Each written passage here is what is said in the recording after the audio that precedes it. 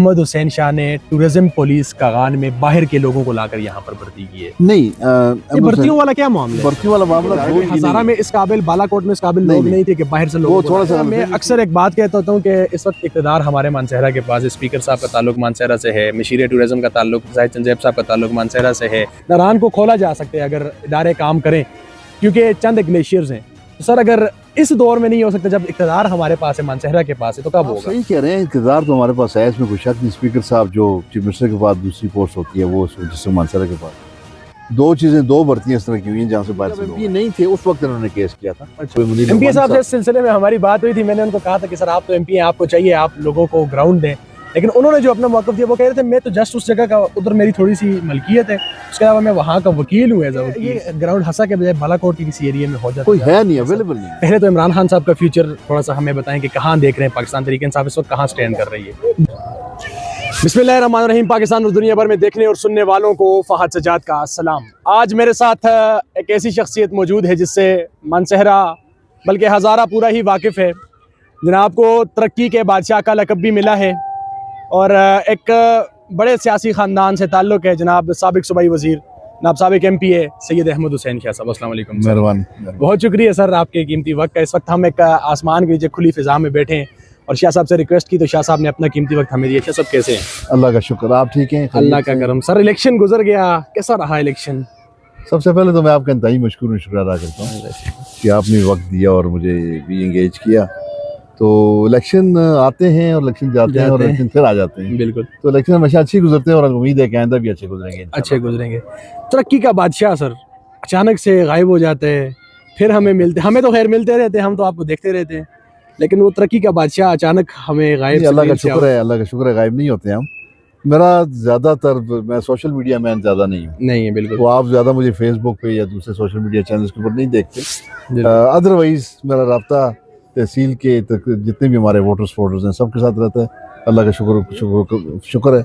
और जिनके मसले मसाइल होते हैं तो वह, मैं मानसहरा में बैठा हूँ, वहाँ पे मेरा घर है, तो अक्सर लोग मेरे पास आते रहते हैं और इस उम्मीद से आते हैं कि जो कहीं से कोई मसला हल ना हो रहा हो तो मेरे पास आ जाए। कोई ओहदा फिलहाल कोई ओहदा ना होने के बावजूद लोगों की उम्मीदें हैं, क्यों? इसलिए कि अल्लाह का शुक्र है, हमने अपने वालिद मोहतरम जनाब सईद मुज़म्मिल शाह साहब के ज़माने से आज तक मेरे भाई रहे हैं अख्तर हुसैन शाह साहब, वो भी मिनिस्टर रहे हैं, फिर मैं भी मिनिस्टर रहा 2 मरतबा। तो बड़ी मेहनत के साथ, लगन के साथ, ईमानदारी के साथ काम किया। और मेरे वालिद मोहतरम हमेशा हमें कहा करते हैं कि ये कपड़ों के ऊपर और पत्थरों के ऊपर नाम ना लिखें, बल्कि लोगों के दिलों पे नाम। लोगों के दिलों पे। अल्लाह का शुक्र है, इस खानदान का नाम लोगों के दिलों पर मौजूद है और जब भी कभी कोई मुश्किल आती है तो वो हमारे पास आते हैं और हम भी अल्लाह की मदद से, अल्लाह के करम से जो कुछ हमसे हो सकता है लोगों के लिए करते हैं। तो यही वजह है कि लोग याद भी रखते हैं, लोग इज़्ज़त भी करते हैं और लोग हमारा वकार जो है उसको कायम रखते हैं, चाहे हमारे पास कोई ओहदा हो या ना हो। फिर भी हमने पब्लिक लाइफ में रहना है, पब्लिक के काम करने और लोगों के साथ चलना। शाह साहब, पाकिस्तान तहरीक इंसाफ के साथ एक बड़ा ज़बरदस्त ताल्लुक आपका रहा, बड़ा अच्छा उनके साथ आपका सफ़र गुजरा और अभी भी तहरीक इंसाफ बड़ी अच्छी है बालाकोट में, नो डाउट।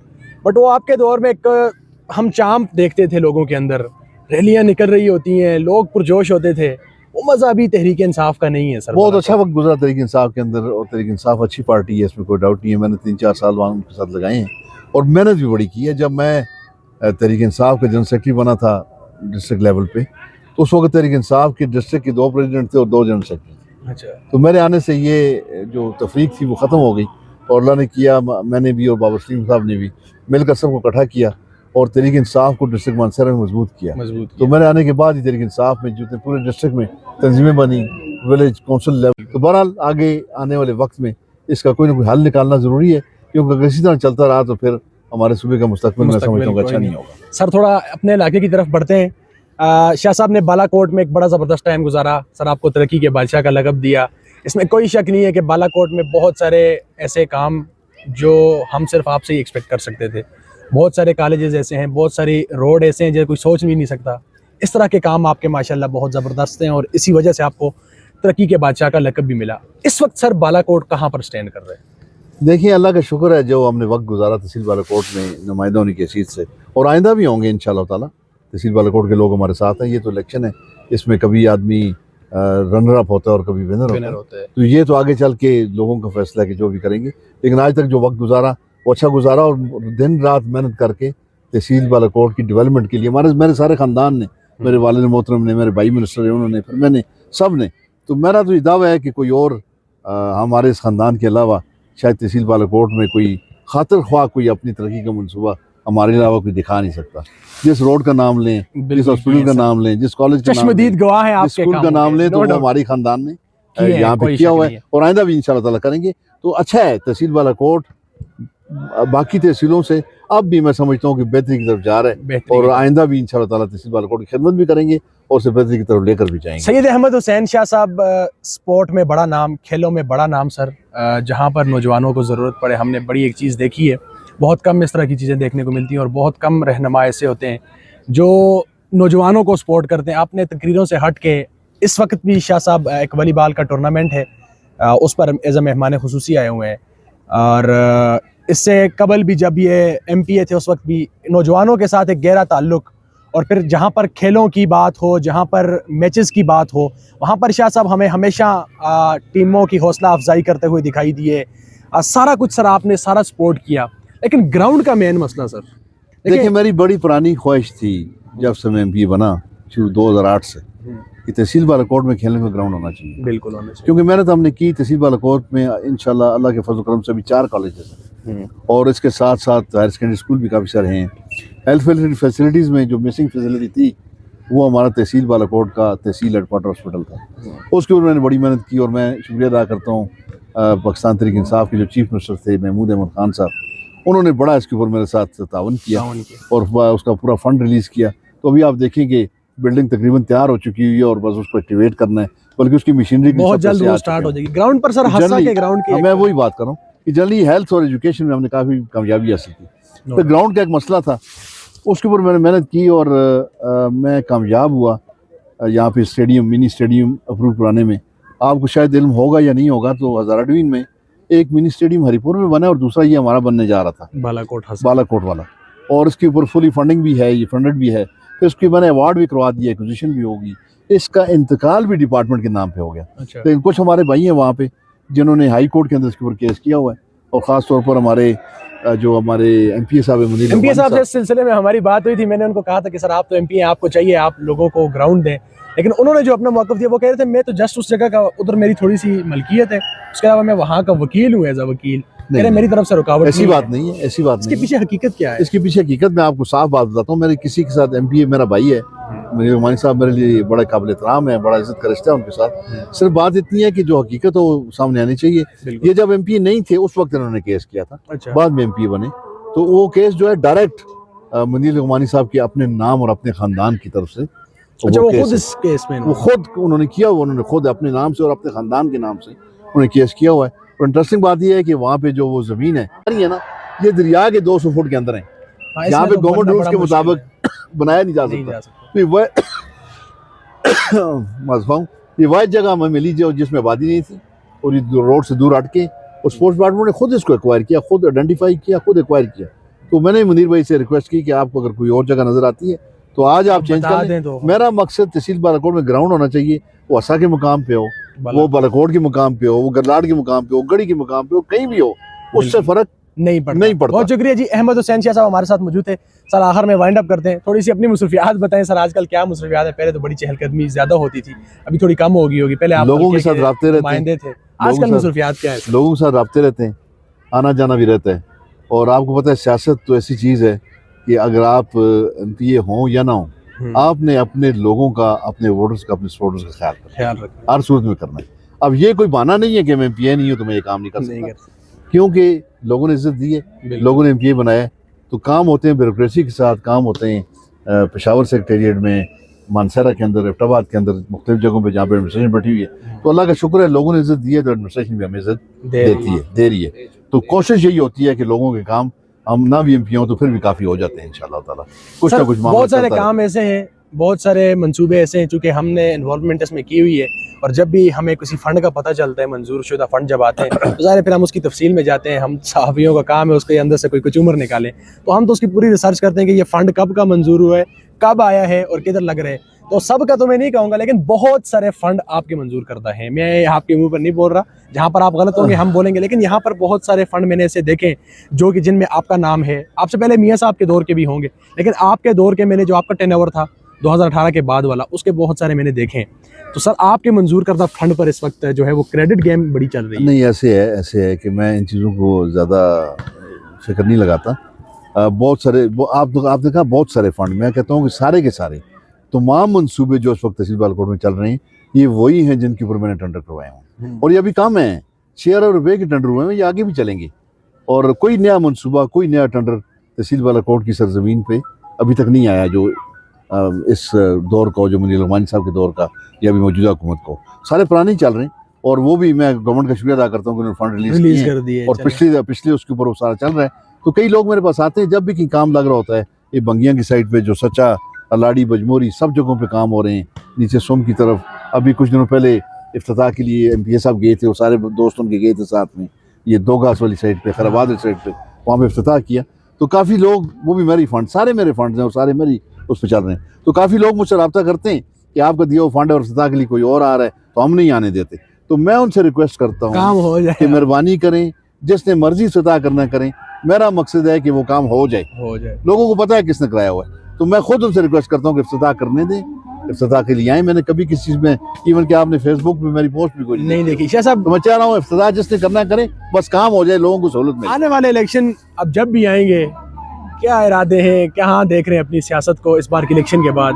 जाहिर है इलेक्शन गुजरा है, आपने अपनी सियासत को भी देखा, अपने वोटर्स को भी देखा, और आने वाले इलेक्शन को कहाँ देख रहे हैं? क्या जो गुजर गया इलेक्शन, वो तो मैं समझता हूँ कि एक जज्बाती सा मामला था और वो सियासतदानों का इलेक्शन था भी नहीं। अच्छा। वो जिन लोगों का आपस में इलेक्शन था, आपको आप भी जानते हैं और मैं भी जानता हूँ, सियासतदानों का इलेक्शन नहीं था।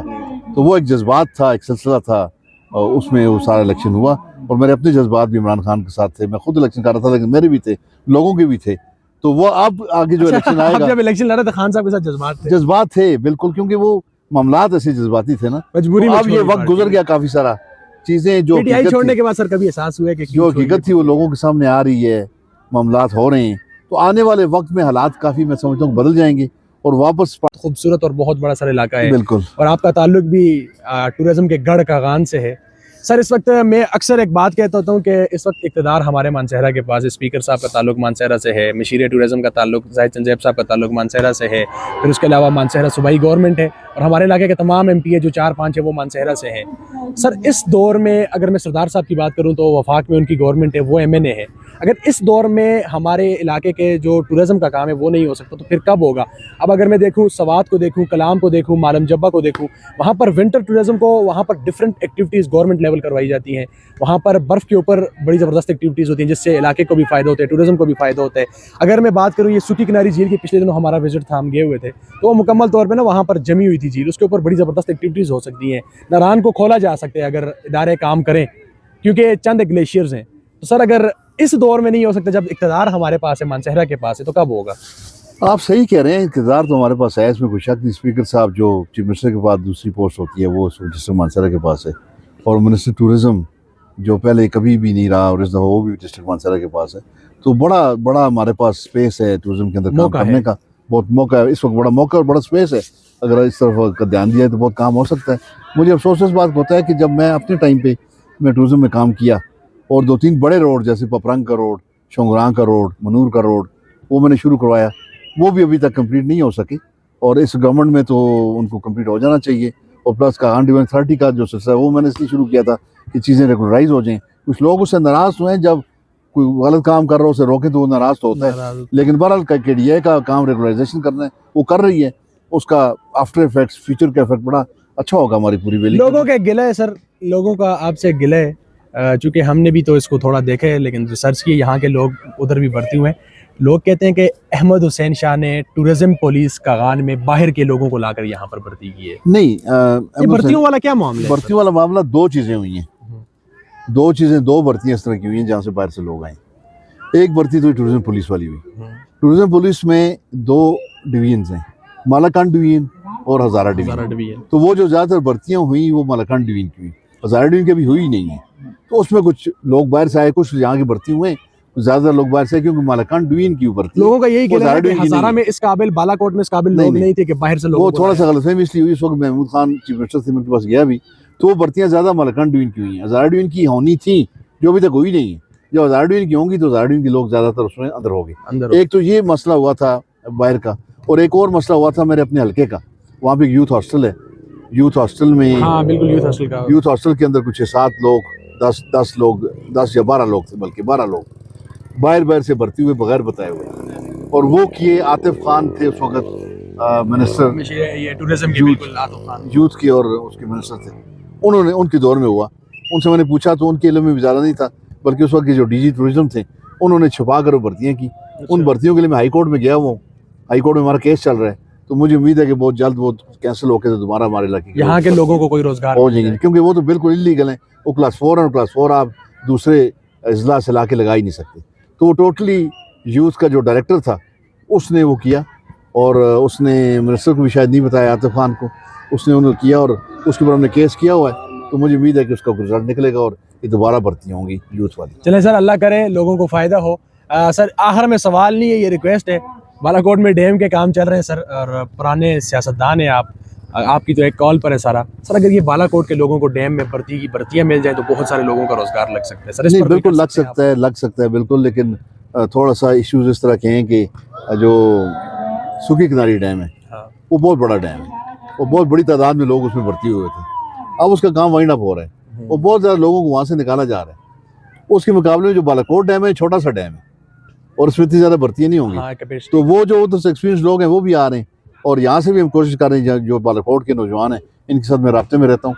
हमारी काविश होगी कि ज़्यादा से ज़्यादा लोग नौजवान जो हैं वो बालाकोट डैम में भर्ती हों। बहुत शुक्रिया सर। कोई पैगाम देना चाहेंगे? बस अमन का पैगाम है, हम सब मिलकर एक साथ मिलकर काम करें।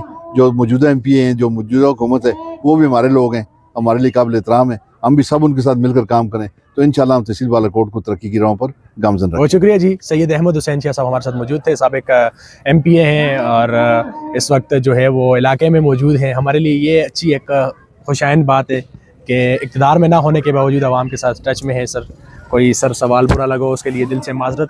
इंशाल्लाह आपसे मुलाकात होगी नेक्स्ट प्रोग्राम में। तब तक के लिए अपने मेज़बान फ़हद सज्जाद को इजाज़त दें और देखते रहें इंसाफ पाकिस्तान। दुआ में याद रखिएगा। अल्लाह नेगहबान।